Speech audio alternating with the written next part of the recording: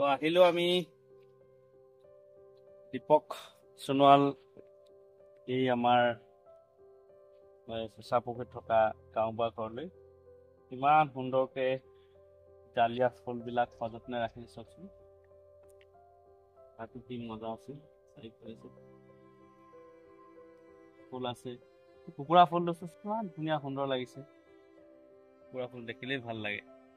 তাৰপাছত আমাৰ বগা জবাবটো আছে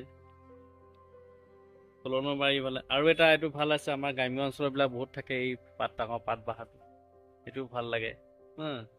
গোলাপ ফুল আছে গোলাপৰ কালাৰটো চাওক আপুনি।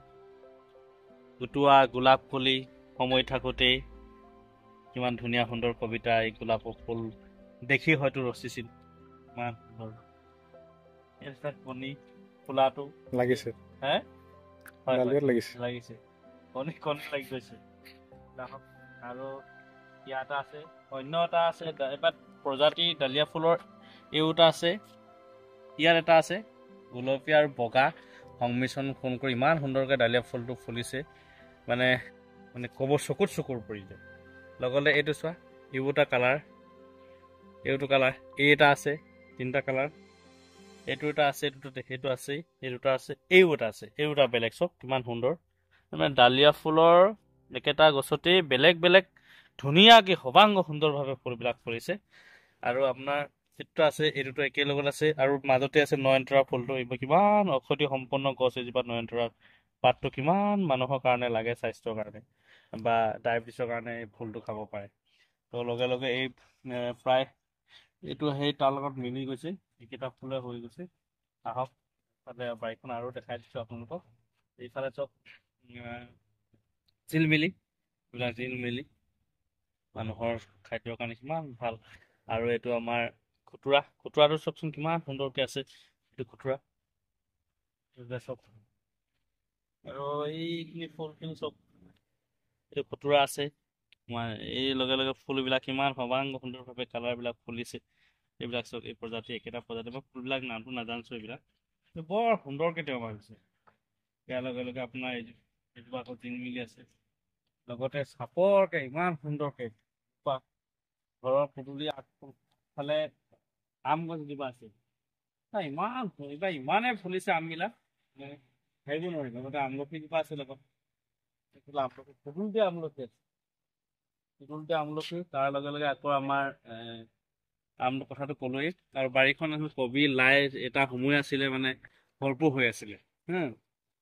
তো এইখিনি আছিলে আৰু এইটো নয়নতৰা ফুলটো এইফালে এইটো চাইডে নয়নতৰা ফুল আছে অশোক ফুলটো আছে ইফালে নয়নতৰা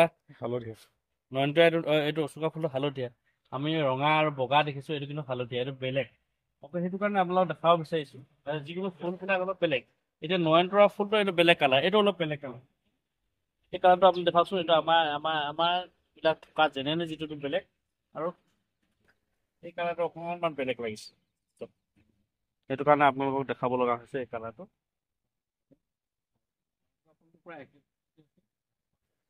সেইধৰণে আহিলোঁ লগে লগে এইবিলাক এইফালে অশোকা ফুল সেইটো তাত দেখিছিলোঁ হালধীয়া এটা আৰু লগে লগে এইটো অলপ বেলেগ কালাৰ এইটো বেলেগ কালাৰ।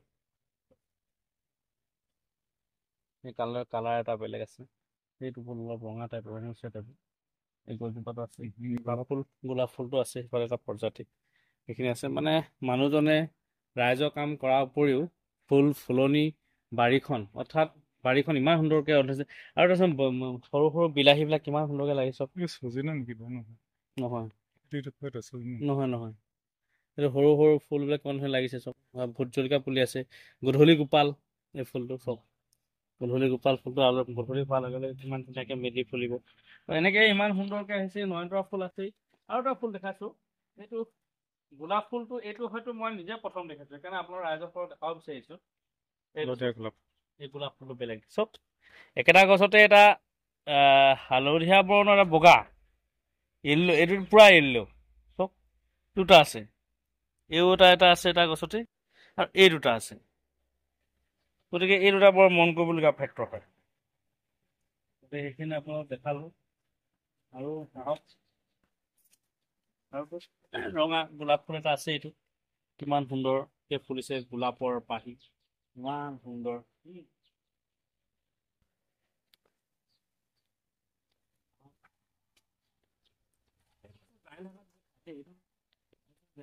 মাদ্ৰাজী শাক বুলি কওঁ। মাদ্ৰাজী শাক ডাল শাকত খাব লাগে, এইটো বাইক খুব সুন্দৰ হৈছে হয় মাদ্ৰাজী শাক এইটো। আৰু সেইটোতো মধুৰি আগটো খাব লাগে, পেট চেট যদি বেয়া হয় মধুৰি আকৌ। এই ফুলটো মই নাজানিছোঁ নামটো কি ফুল, এইটো এটা বেলেগ ধুনীয়া মানে লাগিছে ইয়াত। গতিকে এইখিনি মানে বাৰীখন সুন্দৰকৈ ৰাখিছে তেওঁ, বিভিন্ন প্ৰজাতিৰ ফুলেৰে তেওঁ বাঁহগছটো ৰাখিছে। খুব ভাল লাগিলে ফুৰি, এইখিনি আপোনালোকক জনালোঁ। আৰু এয়াই আমাৰ দীপক সোণোৱালৰ গাঁওবুঢ়াৰ আৱাসগৃহ।